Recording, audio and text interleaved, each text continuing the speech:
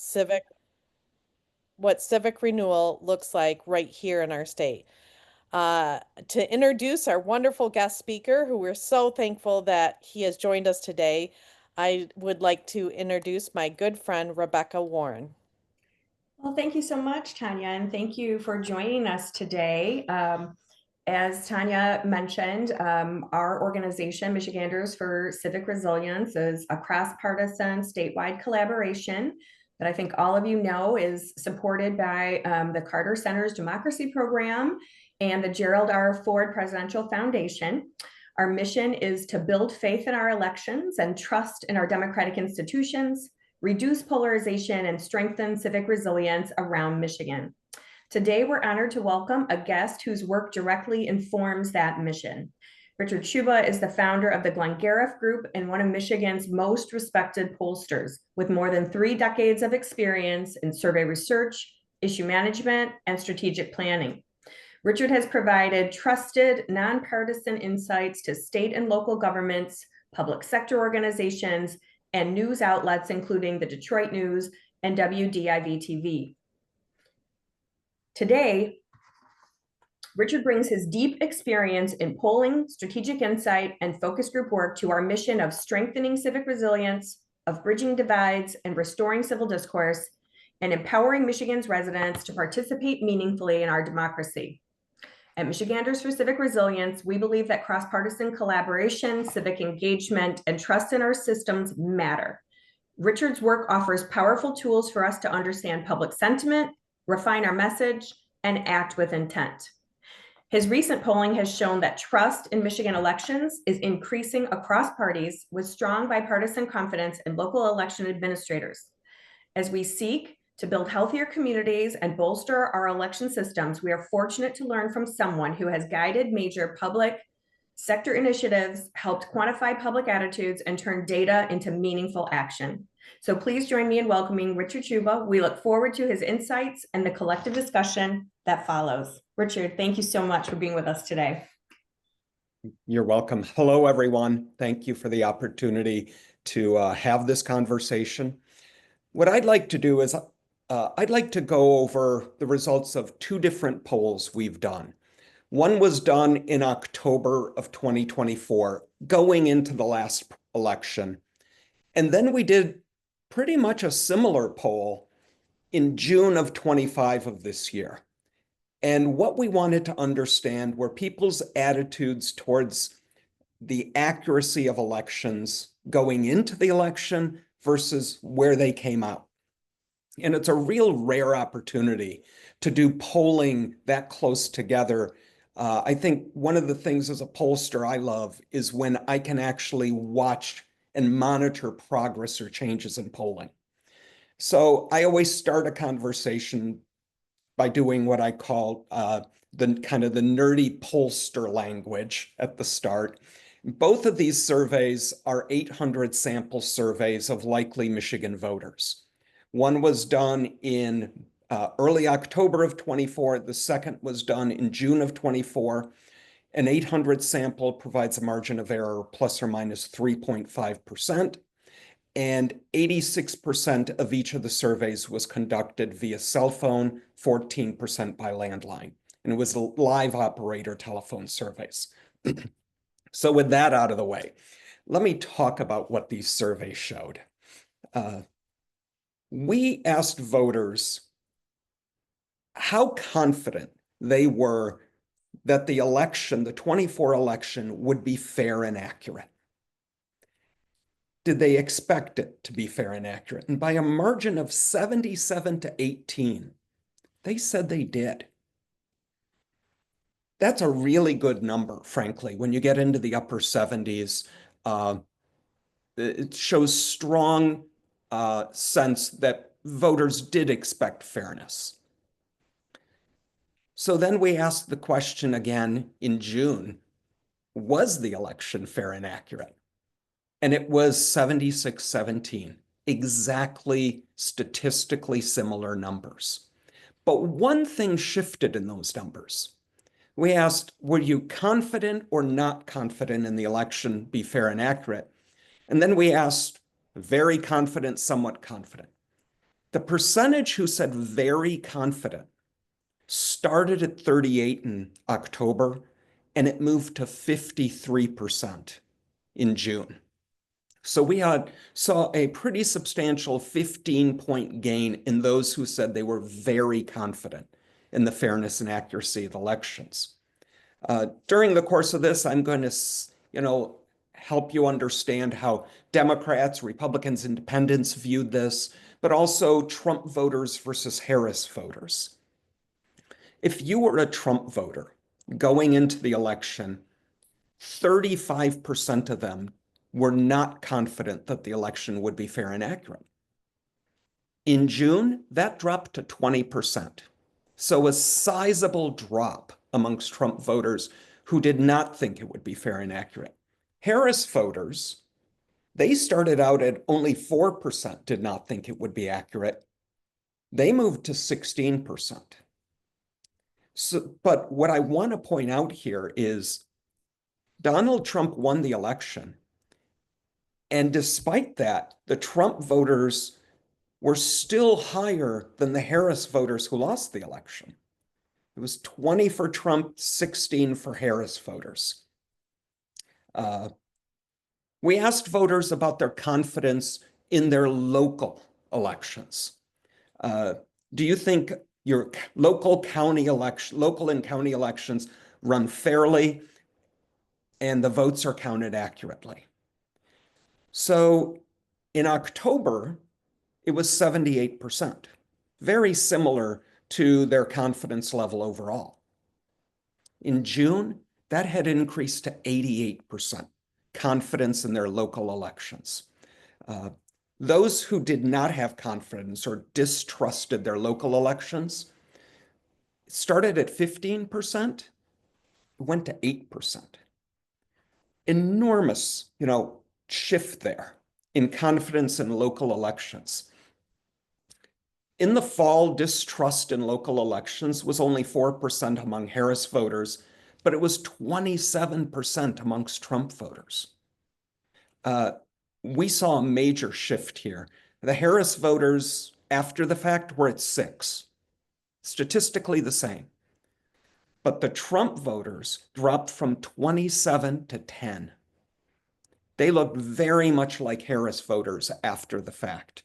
And that's a significant drop. So we've made progress from going into the election to where we came out in building trust to local elections. So we asked, how about your trust in other counties that they are fair and accurate? Trust in other counties back in October started at 52%. In June, it was at 55%. Distrust had started at 22 and fallen to 16. That's a minor drop. But one of the things we always see is voters simply don't know what other counties are doing. They just don't have a sense. And for those who distrust, we see this on a number of issues, not just elections, but a number of issues we pull on. Distrust is always about distrusting someone else, someone they're not familiar with. So it's the lack of familiarity that breeds the distrust. We asked voters, did Michigan do better, worse, or about the same this election as in past elections? 55% said Michigan did the same as they've always done. That's a good number. 27% said they've done better. They did better in the 24 election. 8% said they did worse. And then there's 9% who just didn't know. And when you're a pollster, we call these the depends people. These are the people who always have a qualification. Our running joke is we call them the depends people because we tend to think they're full of crap. So, but one of the interesting things we've seen here is Harris voters, 19% said the 24 election Michigan did better. 67% said they did the same. Only 7% said they did worse. Amongst Trump voters, 39% said Michigan did better. 42% said the same. 10% said they did worse. So amongst those Trump voters who were most skeptical coming out of the 2020 election, you saw a significant number of 39% said the state did better. Back in October when we did the survey, we wanted to understand what would make voters more trustful, more confident in elections. So we read them 12 different action items that their local clerk could take and said, if your clerk did this, would that make you more confident or less confident?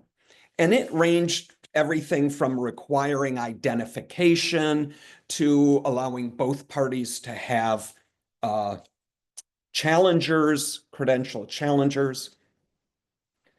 On all 12 items, they scored at 75% or higher that they would make the voters more confident in their local elections.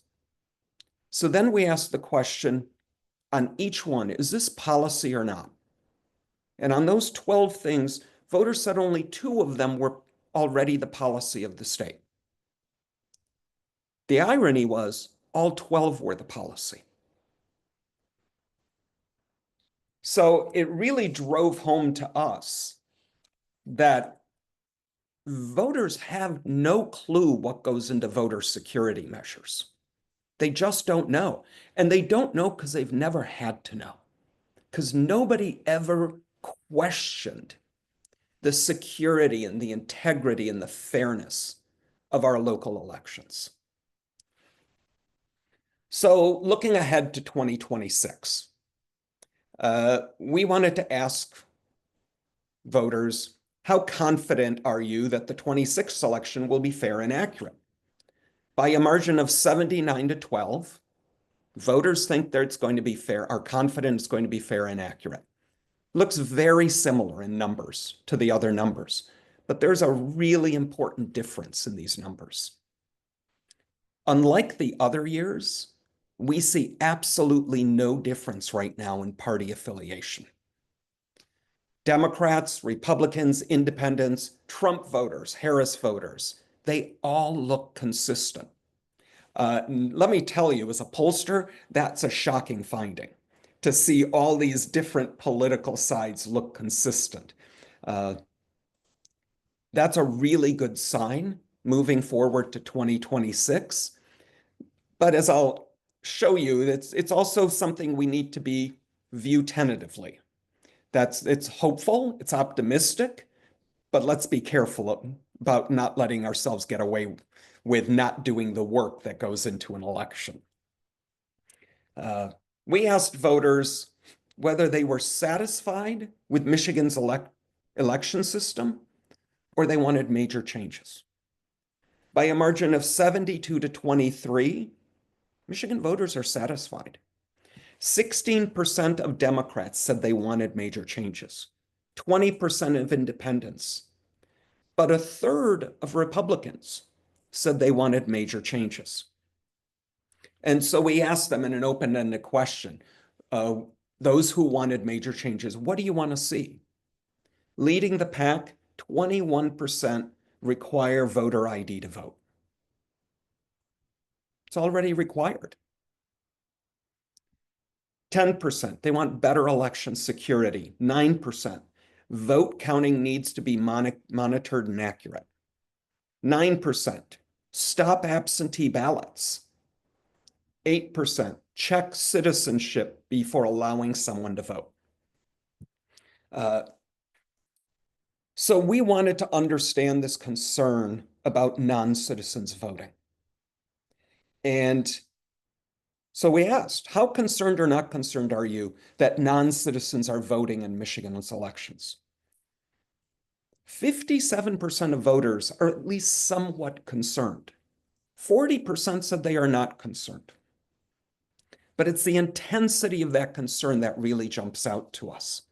If you are very concerned about non-citizens voting, It's 9% of Democrats. It's 30% of independents, but it's 65% of Republican voters. It's a real strong concern on the Republican side that non-citizens are voting. If you look at Trump versus Harris voters, it becomes even more pronounced. 9% of Harris voters are very concerned. 67% of Trump voters are very concerned. We wanted to understand that concern. And so we asked, how many non-citizens would you say are voting? Was it thousands? Was it hundreds? Was it less than 100? Was it none? So these numbers are for people who said thousands of non-citizens are voting.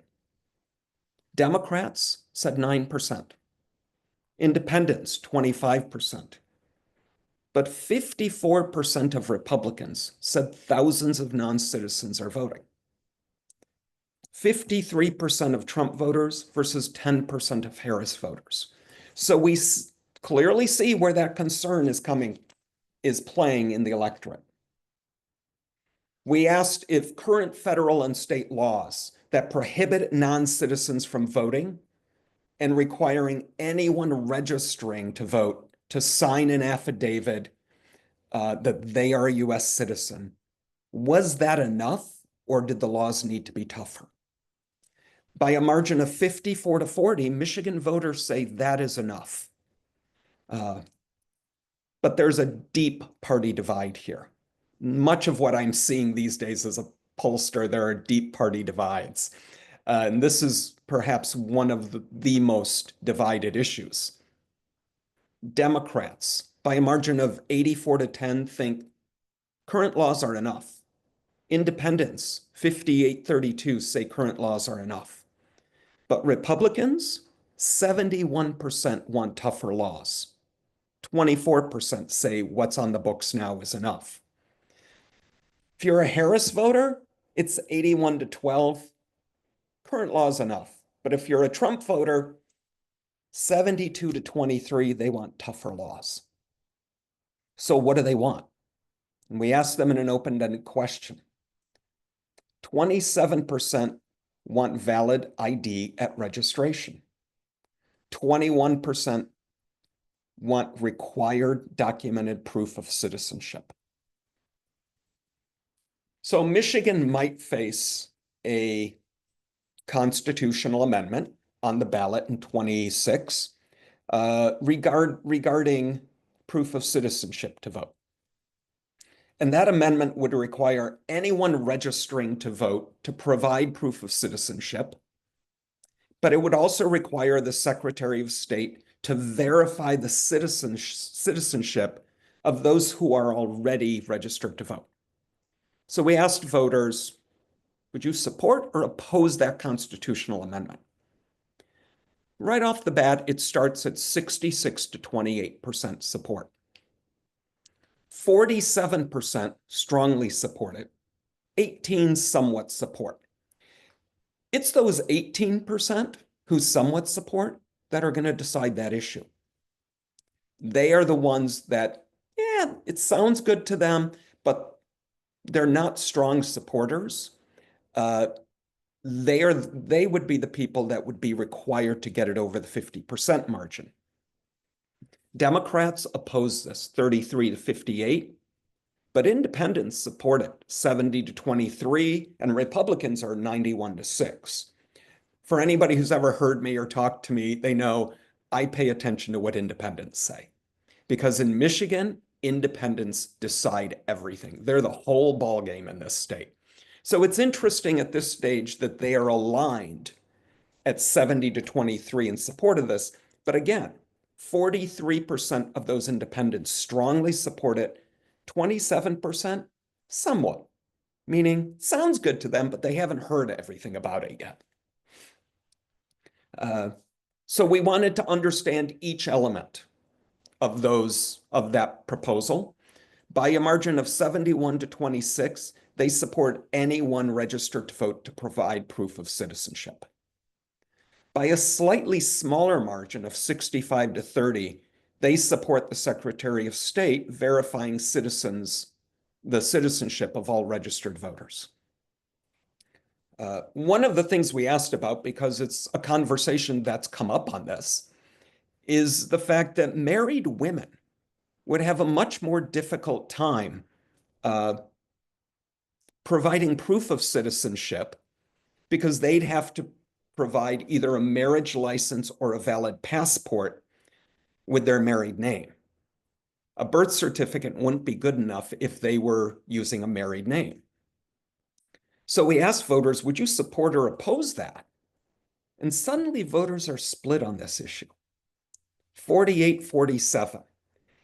36% would strongly support requiring married women to provide more proof.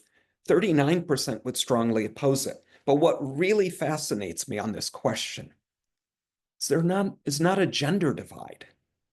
I would expect that women would be far more opposed to this than men, and that's not the case. The divide is bipartisanship. We wanted to understand, because these would provide additional hurdles, what people had available to be able to prove their citizenship. So 94.4% of Michigan voters said they have a copy of their birth certificate. Another 3.3% said they'd know where to get one. 1.4% of voters said they didn't have a birth certificate or know how to get one. The question of passports, because married women would have to provide a marriage license or a valid passport. 52% of Michigan voters have a valid passport. But there are enormous differences here by race and education. 54% of white voters have a valid passport compared to 38% of Black voters. 69% of college-educated voters have a passport. Only 41% of non-college educated voters have a passport. So there would be, if you needed a passport to prove your citizenship, there's a big imbalance there. One of the other questions we asked about was same-day voter registration, because the Michigan constitutional amendments in 2018 and 2022 that changed how we vote. One of the elements in those amendments was same-day voter registration. We asked voters, do you support or oppose same-day registration? By a margin of 54-44, they support same-day registration.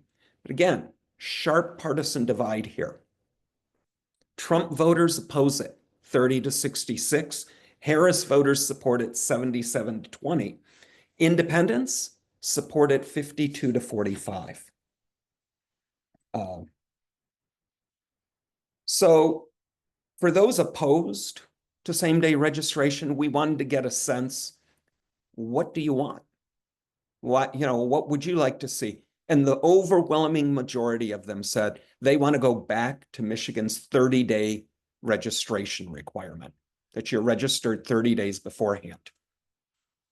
Another thing that's been discussed is we asked voters if they support or oppose removing voters from the voting rolls if they have not voted in 10 years. By a margin of 40-57, voters oppose that. And it's interesting, Republican voters are far less supportive of this move than they are other moves that we've discussed. Democrats were at 19-77% opposed. Independents were at 40-57 opposed. Republicans were much more split at 54 support to 42 opposed. So we asked about executive orders versus the Michigan Constitution, because we're actually heading for a really interesting issue here in Michigan. The Michigan Constitution allows military and overseas ballots to arrive up to 6 days past the election. President Trump has issued an executive order that says military and overseas ballots have to arrive by election day. And so we're running into two very different requirements here. So we asked the voters, which should Michigan follow? And it's not even close. By a margin of 60 to 35, Michigan voters say follow the Michigan Constitution. Democrats are at 95 to 3. Independents were at 62%. Republican voters, 70% say follow Donald Trump's executive order. So we told them, because as I mentioned, Michigan passed 2 constitutional amendments in 2018 and 2022. And there were 11 legislators who'd filed a challenge in the courts to those constitutional amendments. They were the amendments that set laws on absentee voting, drop boxes, who can, same-day registration. Those 11 legislators filed appeals in the courts saying that the Constitution gave the legislature the authority to determine election law, not voters. So we asked them, who should have the final say? Is it the legislature or is it the voters? And I think we all know what the answer is on this one. By a margin of 82 to 11, Michigan voters say they get the final say. This is won across the board by party. Even Republican voters, by a margin of 72 to 21, say voters get the final say here. So, it really does drive home that voters want to be in charge. That's the bottom line. So the one thing, as I sum this up, we've seen improvement from October to June. But a whole lot of people, a whole lot of voters have no clue what goes into voter security. And they don't know because they've never needed to know. Because nobody's ever questioned or really challenged the accuracy, the fairness of our local elections. So education, voter education, is absolutely crucial. And what I mean by voter education is voters need to know what goes into the security of their ballots, what processes local clerks follow. Because confidence in election security fades very quickly in darkness. And that's why it's really essential that voters understand what exactly goes into that security to guarantee their confidence. And with that, I'll turn it back over. Thank you so much, Richard. We did have one question in the chat asking if a social security number would be proof enough for citizenship instead of a passport or a birth certificate or a marriage certificate. I think this came up during the question about married women with changed names, if that would be sufficient.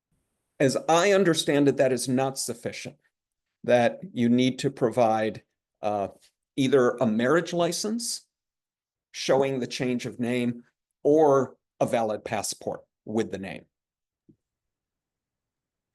Okay, wonderful. And if anybody else has questions, you can put them in the chat. Otherwise, let's see, Becca, Tanya, I think we also had some questions that we wanted to get out there. Yes, thank you so much, Richard. Wonderful. Like I could listen to you for days on end. What are the biggest gaps in perception between how elections actually work and what voters believe? Can you give us a glimpse into that? Sure. Let me go through some of these 12 things we tested in October. Is this policy or is this not policy? And everything we tested was policy. Okay. The lowest rated one, at only 24% said it was policy, was the state used multi-state databases to check for duplicate registrations. State does that. Mm-hmm. Voters don't know that. 26% require that drop boxes be video monitored and that ballots be collected daily by authorized personnel. Only 26% said that is policy. 28% ensure voting machines are not connected to the internet. Only 28% believe that. Now, the highest rated ones, that there were two that were above 50% that voters did think were policy.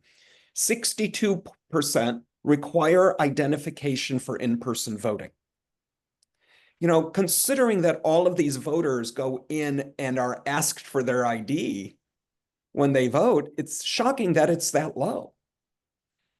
56% require every voting machine be tested prior to every election. That was the only other one of these 12 that voters thought, a majority thought was already in place. But again, it's only 56%. And it goes to the fact that voters simply don't know. And I think it's incumbent, you know, with the work we did here with the Democracy Defense Project, they're trying to build knowledge, educate voters on what goes into this. We worked with a lot of local clerks who also at the local level were working at building knowledge of what goes into this, bringing in the biggest skeptics in the county, helping them understand. Don't dismiss people's concerns. Bring them in, help them understand, help them see how the system works. That's what builds confidence. You think picked it's up on really a theme of a question that I was really interested in. I mean, obviously, this work that we're doing as our team here at Michiganders for Civic Resilience, we feel like this is a really timely moment. There's a lot of need for the goals and focus that we have as an organization, and trying to be, you know, targeted and strategic about what we can actually do as a team to keep working toward these goals and to help reduce fear and build confidence in our process. And you identified one really important one. I think that the more that we can do, and working with our local clerks and our county clerks to, you know, that voter education on the voting process and the security that's already in place. Curious if you have any other suggestions, just given what you've looked at, what you've heard here, besides continuing to showcase those safeguards that are already in place, helping educate people about what the laws already are. Do you see any other gaps that we could lean into in terms of building that confidence in Michigan voters and in our election system? Well, first thing I'd say is don't dismiss concerns. You know, on both sides of the aisle, I think it's very quick in this partisan environment to say, oh, that's just from that side or that side. Don't dismiss those concerns. Actually confront them. Bring that person in, bring those people in, and have the conversation. Nothing is more important than the confidence of elections. But at the same time, I would urge both sides of the aisle, do not tolerate nonsense in terms of people claiming things that are simply not accurate. It is the responsibility of both parties and both sides of the aisle. And in this kind of partisan and really hyper-partisan environment, I think it's really important that each party monitors their own side for inaccuracies. You know, and, you know, the Defense Democracy Project works, as you guys do, with both sides of the aisle. And, you know, the Kent County clerk, the Ingham County clerks were really important people in the conversations to help voters. You know, Lisa Posthumus in Kent County brought in some of the biggest skeptics and sat them down and showed them how the process worked and asked them to be part of the process. Don't just educate them, ask them to be part of the process. One of the things we saw coming out of 2020 was so much rhetoric about Detroit and the city of Detroit and how they counted votes. And one of the things that happened in 2024 was they went over and above, I think, in making sure both parties had fully stocked credentialed challengers in the Detroit voting center. That was really important because those who question how Detroit counts its votes were in the room watching. They could see it, they could challenge if they had an issue. The reality is there were no issues. So, you know,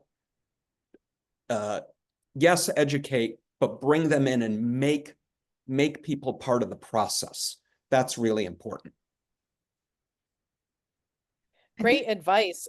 Looking forward to in the future, what do we have in terms of trends looking forward for 26 and 28? Oh, wow. First of all, I will reiterate what I said earlier. These numbers are tenuous. I think it is very easy in this partisan environment to knock down confidence in elections. We have to guard against that on both sides of the aisle. We simply cannot let our election integrity system be questioned. Now, having said that, if there are legitimate questions and legitimate concerns, there are avenues for that. There are appeals for that. There are courts for those things. But don't let these things go unchecked. As we look to 26, and I suspect 28, it's too early, we are going to have an enormous voter turnout in Michigan in 26 again. We do this question of how motivated are you to vote on a 1 to 10 scale? Higher the number, the greater the motivation. We are seeing numbers consistent with turnout levels we saw in 2018, 2020, 22, and 24. Well above the 9.0. It's more like 9.3 at this stage. By comparison, in 2016, we saw the lowest motivation to vote I have seen in 42 years of polling. And that was a 6.7 overall on a 10-point scale. And that was for a presidential year. I hope we never see those numbers again. But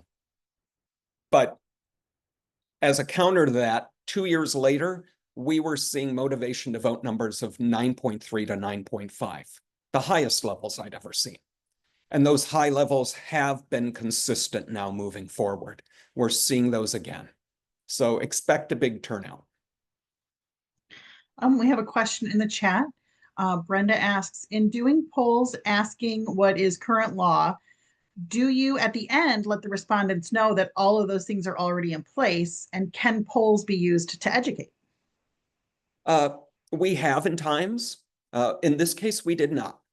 But there are times where we do that and then ask them, well, now that you know that, does your position change? Do you become more confident? I suspect if we had asked that question, their confidence would have increased pretty significantly here in the fairness of elections. To be honest, polls can help educate in terms of if they're used as part of a bigger strategy of public relations, such as, you know, what we did here was to educate everyone that the things that would make them more confident are already the law, but voters don't know that. That's how we use that poll this time.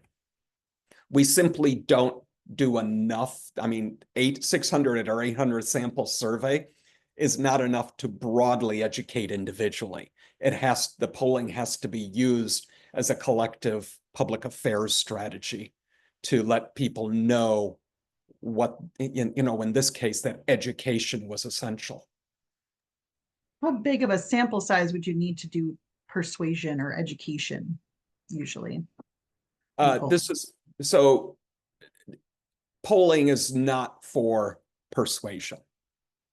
It is not for education. It's to understand what people know. It is to understand what moves people, what motivates people.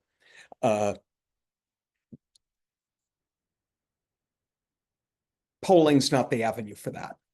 What's the avenue for that is organization, campaigns, talking to voters, mail, media, Those are the avenues. Polling helps define those avenues. It helps define those messages, but it in itself is not the tactic you use to actually educate.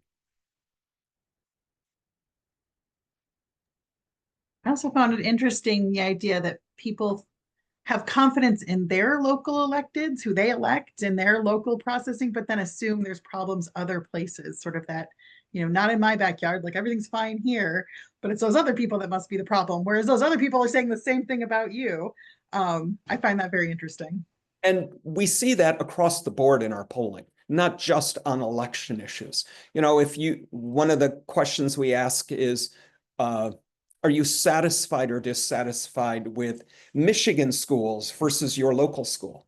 Local schools always score significantly higher than Michigan schools. And that's why I say on all of these issues, someone else is always the problem. The problem's never in your community. It's always somewhere else. And, it's a certain distrust. It's built on, and in this case, a lot of politicalization or polarization by the parties. Republicans don't trust Democrats, Democrats don't trust Republicans, and independents don't trust anybody. And so we see this, the way to tear down that lack of trust is for people to just talk to each other. It's to educate each other, to have conversations with each other. The less we do that, the greater the polarization.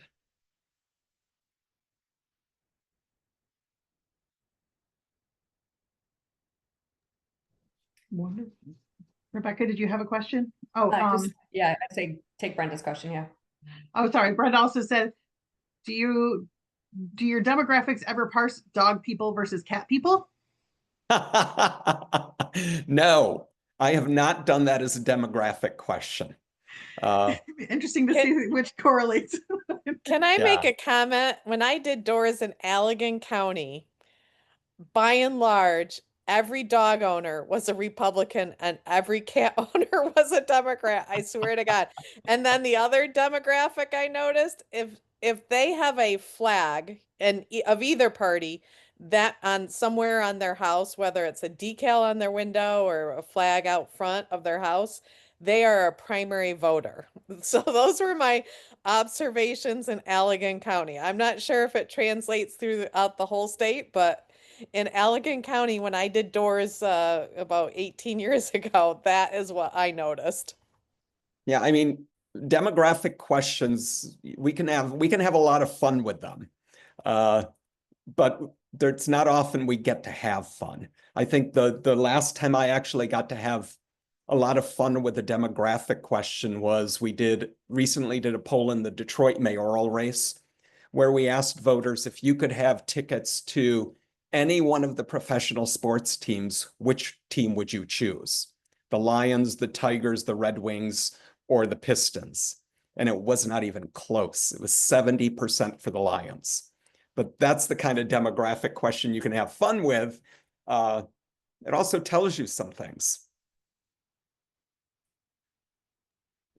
I have a question. How are you finding, I know in years past, there was concern about polling accuracy and things like that and how you reached people. Are you finding, landline versus cell phone versus text versus how has the changed in how people answer the phone or respond to requests to be part of a polling group or like a polling survey? How has that sort of evolved over the last decade? Well, let me tell you, I started this in 1983, and we used to pull samples because on my back wall, I had every telephone book in the state of Michigan. And you used to measure the inches of names in that telephone book. So if it was 1,000 inches of names and you needed 10 respondents, it was, you divided it up and measured inches and highlighted a name, pulled them randomly. That doesn't happen anymore. Now everything is, we do 85 to 86% cell phone. We still do 14% landline, and you still have to do landlines. I know that's going to shock people, but if you want to reach older voters in northern Michigan, they have landlines. And, you know, one of the interesting challenges we face is, of course, being categorized as spam on cell phones. If you show up as spam, nobody's going to pick up the telephone. So we have to work around the spam system. And the way we do that is we buy up literally hundreds of phone numbers. And if we are calling into West Michigan, for example, we will call from a number on the 269 area code. We will always call you from your area code. That's the first thing we do. The second thing is, as soon as we realize a number is not being picked up, we swap it out for a new number so that it's always a fresh number and it's never being called spam. And we have our company's name, our data center's name show up on your cell phone. So it looks, because it is a real call from a local area, people are more likely to pick it up. You know, yes, we have challenges getting people to respond. Part of the issue is keep your survey short and sweet and succinct. But you'll be shocked what people are willing to tell you on a telephone and what you can ask them. There is a lot of information that people give us. In fact, we get a lot of people who actually call us back and say, oh, I see you called. Did you need something? And so this idea that we can't get people is simply not accurate. There are issues I do have, for example, with what's called panels. People who are part of big panels that agree to do interviews. University of Pennsylvania did a study of online panels in the state of Pennsylvania, and they looked at the people who agreed to be part of these panels, and they're not normal. They are like me. They are deeply interested in politics, but they're not normal people. And so you have a bias on something like a panel versus our random dialing to people on lists, where you get normal, everyday people who don't live and breathe politics. And those people are voting. You've got to talk to them. And I think that's a big problem with a lot of pollsters, that they focus only on the most engaged voters. The most engaged voters aren't just the ones who vote. It's a lot of voters who show up a couple of days before the election, pay attention, and go in and cast a ballot. Their vote counts the same as the engaged voter. Very true. Well, thank you so much, Richard, for sharing your wisdom with us.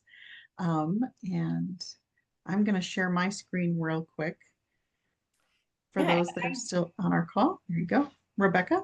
Thank you. Really, Richard, this was, it's always a pleasure to hear you talk about your research, and this is so timely and important for what we're doing. So thank you for sharing your insights and perspective and data with us. We truly appreciate it. And for those of you who could join us today, thank you for making the time. We hope you got something positive out of it. And we hope that if you like what we're doing here at Michiganders for Civic Resilience, that you'll join us as we move forward in trying to achieve these really important goals of again, trying to increase our fellow citizens' faith and belief in our system of governance and our elections, and working together to do everything we can to combat identity-based harassment or violence or threats, and to just do everything we can to, in a cross-partisan way, make this a more civil society. And so we hope you'll do that by following going to our website, michigancivic.org, and sign up for our email list. If you're not already getting our emails, we don't spam you, we promise, but we send timely updates, and our newsletter that is generally weekly or bi-weekly We're on every social media platform that you can imagine, I think. We're on Facebook, Instagram, X, Threads, Blue Sky, LinkedIn. So if you have a favorite social, pick one and follow us there, or follow us at more than one if that's interesting to you. And please help us build our network by sharing with your friends and family that you think would be interested in what we're doing. And lastly, 3 weeks from today, on December 3rd, we're going to have our next one of these virtual lunch and learns. So similar over the lunch hour, 12 to 1 Eastern, we'll be hosting Alexandra Hudson, who wrote the book, The Soul of Civility, Timeless Principles to Heal Our Society and Ourselves. She's a dynamic speaker, and it is a truly fascinating read about exactly a theme that Richard mentioned about why we can't just stay in our echo chambers and not talk to people who have concerns or who might disagree with us. We have to find civil ways to have tough conversations. So I hope you'll sign up and join us for that next month. We appreciate very much your time and your involvement in what we're doing here today. So thank you very much. And thank you, Julia, for running it for us to make sure everything went smoothly. And Richard, for your insights, and Tanya, my co-conspirator in all good things Michiganders for Civic Resilience. Thank you for your partnership again today. Thank you. Thank you, Richard. You're welcome. Thank you, very everyone, much. for joining us today. Thank you. Have a good rest of your day.